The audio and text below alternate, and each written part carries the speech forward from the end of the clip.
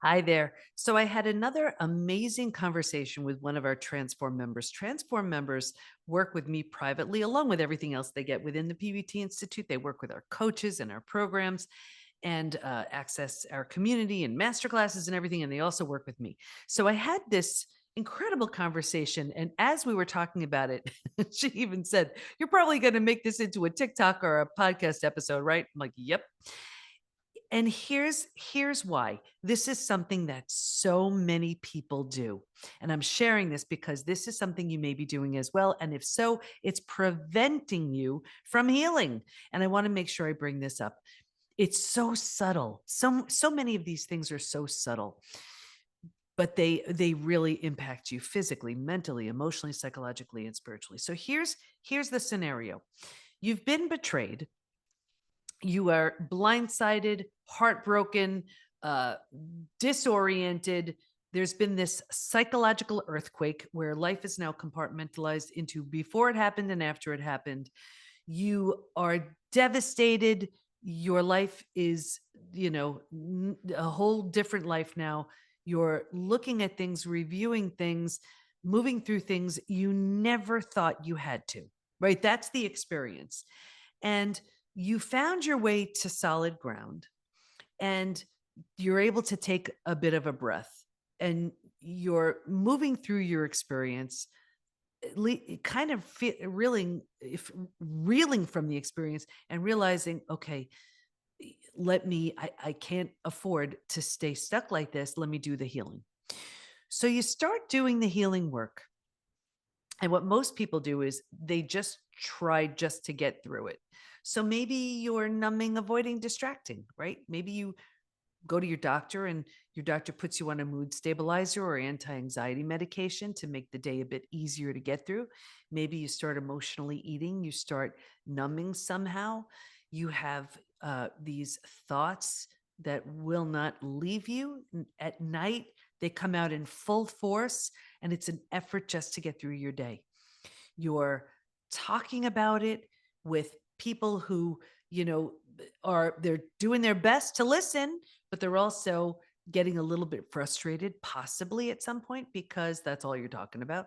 They want to be a good friend to you, they want to be there for you. But if they see you're not moving forward, it's getting frustrating for them because it's you're going over the same thing over and over and over again. It's the same story, it's the same thing. You're sharing, you're feeling heard, validated, understood, and that's kind of it. You may be going to therapy where again you're feeling heard, validated, and understood. And maybe you do that for a while, or maybe even go to, let's say it's a relational betrayal, and you may even go to couples counseling, and maybe you both feel heard, validated, and understood. Typically, I hear so many stories of couples actually fighting more when they leave couples counseling because neither one is really, nothing's really getting, it's almost like very often we hear that as couples come into the PBT Institute, the betrayed, their trauma, their experience gets minimized because the couples counselor is just trying to get them to be okay. But if the betrayer doesn't understand the profound impact of betrayal, and if the betrayed doesn't uh, get recognized as what this really is, it's so frustrating. It's so frustrating. This isn't just a communication issue. Very often people will say, their counselor said, well, we need to really work on communication. Well, it's way more than communication. Think about it. If you're the betrayed, you may have had all kinds of issues and trauma and all these things, but you didn't choose to betray, right? So yeah, communication is very important, but that's not necessarily the whole thing. So anyway, taking a little bit of a left turn there, but the whole idea is we have so many people who come into the PBT Institute with therapy trauma, well-meaning therapists, but if they don't understand betrayal and if they don't know the 5 stages, it keeps people stuck. We see it all the time. Okay, so let's say you even realize that, and now you're like, wait a second, I am just living in stage 3. I'm living a stage 3 life. I'm doing stage 3 things. I'm having stage 3 thoughts. You're going over things and going over and going over. And then you kind of realize one day, you're like, you know what? This is keeping me sick. It's keeping me with all these symptoms of post-betrayal syndrome. It's keeping me hypervigilant. I'm stuck. I'm not moving forward. Okay. You get to all these revelations and you're doing the work. Now imagine you're even moving forward even more.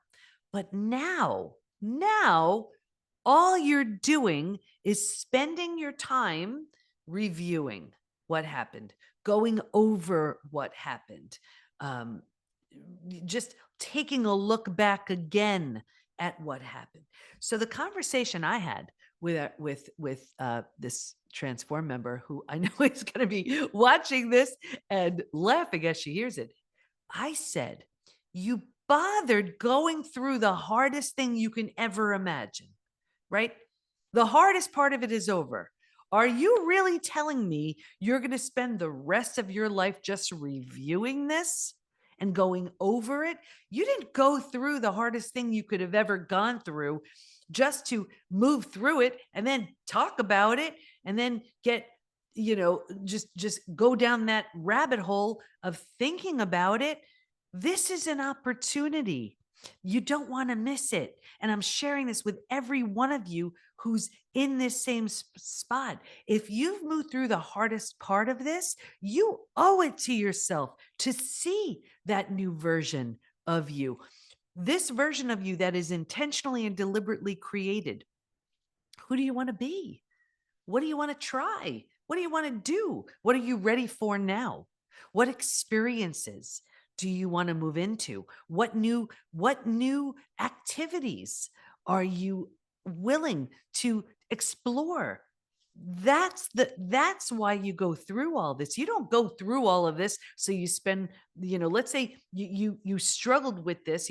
Maybe the relationship kind of stunk for the first 10, 20, 30 years, and you didn't even know there was a betrayal, or maybe things were great and then they got real sour and then there was this betrayal. Having gone through that, let's say you have 10, 20, 30, 40 plus years ahead of you. How do you want to spend it? Could you imagine getting to the end of your life and looking back and saying, I went through the hardest thing I can ever go through. And then I spent the rest of my life thinking about it, talking about it, reviewing it. Oh, no, no, no, no, no, no. You want to look at this saying, okay, what was I, now that I'm through this, now that I'm out the other side, yeah, I want to review it to learn what can I do differently. I'm not suggesting it's your fault for a minute. When I say, what can you do differently? Can you put up some boundaries you didn't have before? Right? What were you tolerating that this new version of you doesn't want to tolerate anymore? How were you showing up that this new version of you is no longer willing to show up in that way? What about the old you have you outgrown? What about the old you are you willing to let go of? That it's like you have this shirt that you love, right? And you've worn it forever, but at some point it's time to let it go. Whatever it is, right? What aspect of the old you is not, you're not willing to pack that up and take it with you into this next version of you? I always talk about, as people go from stage 3 to stage 4, I explain it where it's like you're moving to a new house, office, condo, apartment, whatever. It's this hopeful excitement. It's this newness. But think about it. If you were to move, you don't take everything with you. You don't take the things that don't represent the version of you that you are now ready to become.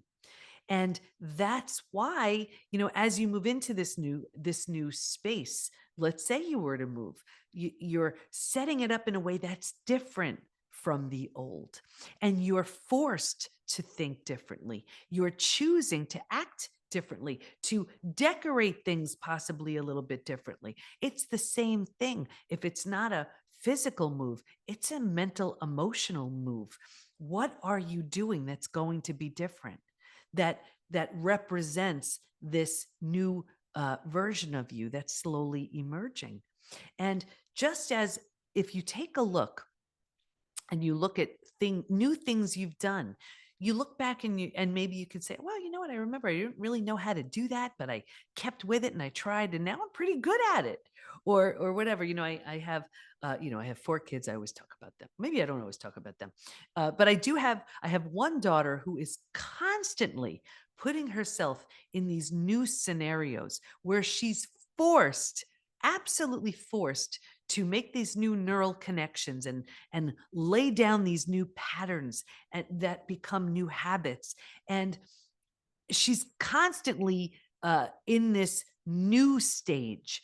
And she's like, why am I so, I'm anxious and I'm uncomfortable. And I explained to her, it's because you're always doing something new. If you're not uncomfortable, you're staying in the familiar known. Discomfort is because you're stretching yourself, you're doing new things, you're trying new things, and that means you're growing. And so, as I was explaining to our transform member, to grow is the beauty and is the benefit and is the prize of going through all of this.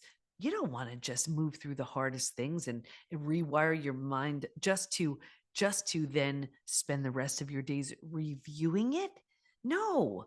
What does that give you? Like, I even asked her, the last bunch of times when you thought about it, it made you angry, it made you, let's say, bitter, resentful, upset, the injustice of it, all of that. What positive learning, or nugget of wisdom? What was gleaned? Was it gleaned? Gleaned? What was gathered from that? Nothing. Nothing. So really, the point here is, if you're going to bother moving through your experience, which many people, they'll take it to a certain level and they'll stop, and then they live that stage 3 life, right? And they have the symptoms of post-betrayal syndrome. Very often they're betrayed again. Very often they're meeting people who are also living that stage 3 life, because you can't attract anything other than where you're at. Everything is energy, right? But if you've bothered to go through that, if you've bothered to move through the hardest thing, and let's say you're working on reconciliation, and rebuilding, let's say you're trying to create this new relationship now. The new relationship is based on a new you and a new them. Otherwise, why would you do it? Right? Why would you go through something so hard just to fall back into the same old way? That's not new. That's the familiar old, the familiar pain. So, and again, I'm not suggesting any of this is easy. The hardest part is moving through it. The second hardest part is when I say that saying, you've heard me say it so often: hard now, easy later. Easy now, hard later. Take your pick. It's one of those two. When I say healing from betrayal is all about hard now, easy later, what I'm talking about is, when I say hard now, it's taking on those thoughts and taking on your behaviors and your actions and your habits in order to stop them. So, for example, if the habit has become, I just keep reviewing what happened, right? You've been through the hardest part and now you're reviewing it. Well, there comes a point, and there comes a time where we have to intentionally and deliberately stop that. It's like water going down a rock. It's going down that same familiar path. But if all of a sudden you were to put a rock in a different placement, well, the water would divert itself and go down a different way. It's the same thing. We need a pattern interrupt for those thoughts to redirect them so that they don't go down the same familiar road that they've gone down over and over and over again. What are you doing to change those habitual thoughts that take you down the same road? And I use this example with her, and I'll share it with you as well. It's almost like, let's say you're a binge eater, and let's say you're walking towards the cabinet, you're headed for the chips. You've done it a million times, and you say, well, I'm just going to have one. No, you're not. You're going to find yourself at the bottom of the bag. You've done it so many times before. So the pattern interrupt, it's way too hard when your hand is already in the bag. But the way and the placement to change it is as you find yourself thinking about heading for the chips, walking towards the chips. That's where you want to make that change, where you interrupt that pattern in order to divert your attention and do something else. So back in the day when I was in health and weight loss and all of that, I remember working with people where, like, let's say they had their favorite dessert and every night they were grabbing it. I had them maybe put it in the refrigerator in the garage, right? Where they were walking towards the refrigerator and they had to remember, oh, yeah, it's in the garage now. And that pattern interrupt gave them an opportunity to say, okay, I don't want to do that. Or sometimes they had their favorite couch where they would eat their favorite snack, and I would have them rearrange the furniture. So now there's a chair that's sitting there, and it would be that interrupt, that pattern interrupt. So it was enough of a shock to have them question, do I really want to do this? It's the same thing. Once you've gotten through your experience, your painful experience, and those thoughts just keep creeping up, of course you want to move through them. You need to do the work to manage them effectively. But everyone knows that point in time where you're just going over them again and again and again, just because it's so familiar. And that's where we need that pattern interrupt to change that way of thinking, acting, behaving, because you didn't go through all of this just to spend the rest of your life thinking about it. That is such a waste of trauma. So anyway, I was pretty hard on her, but by the time we were done, she got it. She got it for sure. And I hope you do too. Betrayal is one of the hardest and the most transformative experiences you can have if you use it in your favor, right? We can't change what happened, but we change what we do with it. You don't want to be the poster child of just someone who's been betrayed. You don't want to just have your story like I'm a person who's been betrayed. I mean, let's face it, we're all in a club we never wanted to be in, and we all have our story, and we all have a way better story. Like, think about it.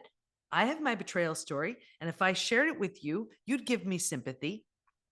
But isn't it such a more powerful story to say, okay, this was out of all the things I've been through death of a loved one. I've been through disease. I've been in the ICU for 11 days. Right? I've been through trauma, right? And certainly betrayal.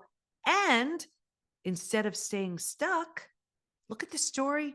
Such a better story I have now, right? The PBT Institute, the TEDx talks, the books, this amazing podcast you're listening to, helping thousands of people, and our certification programs and all of that. The story is so much better. I had every right to stay with the old story, right? So do you.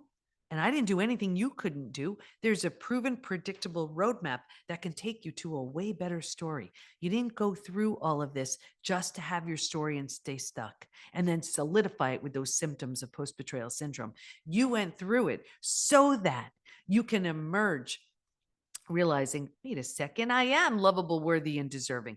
I am entitled to create something beautiful. I have all of the ingredients that, that maybe they're raw ingredients right now, but if I put them together, I could make the most beautiful, incredible cake, whatever it is you're trying to create. So you've been through the worst of it already.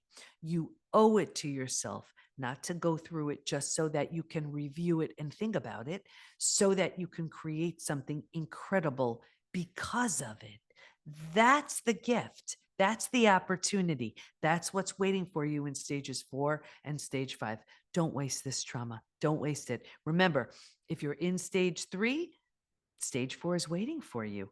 You don't want to stay in stage 3. Stage 3 has so many elements to it, but it's also like quicksand. That's the one people get stuck in. So move to stage 4, move to stage 5. Again, it's nothing you can't do. If you're looking for a roadmap, that's what we have. That's what we do within the PBT Institute. Let our coaches help you. Let our community help you. We're all through, every coach that I certify, they've been through it, and they can show you how you can do it too. So I hope this helps. And a little bit of tough love today, but I know how painful betrayal is. And I also know how great it feels to move through the stages and live a stage 5 life. And so can you. I'll see you next time.